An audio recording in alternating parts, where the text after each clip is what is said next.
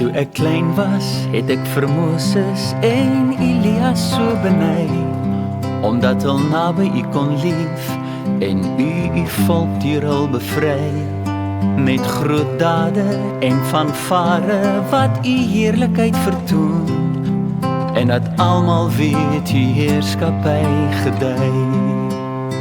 Dan het ek dikwels ook gehoop dat as u eendag weer sou kom, dat het groot sou wees, net soos in daardie dag, dat u weer die heerlikheid en almag met 'n kragtoer sal vertoon, en so my vrese en my ongeloof besweer.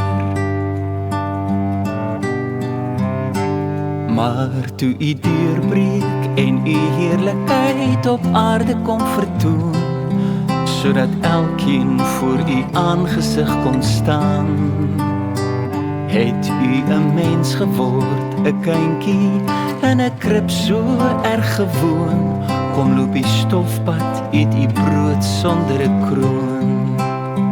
U wys dat heerlikheid en grootheid juis in menslikheid kan woon, dat krag en waarheid juis in diensbaarheid gedei, dat deur die liefde en die woorde juis die Vader by ons woon, en hy sy magstaat deur die sterwe kom vertoon.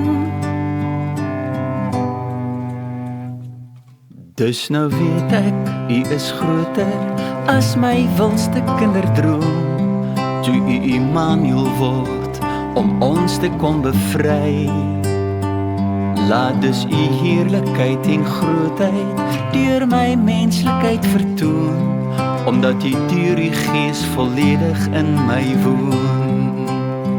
Ja, laat u heerlikheid en grootheid deur my menslikheid vertoon, omdat ek nou reeds in u koninkryk kan woon.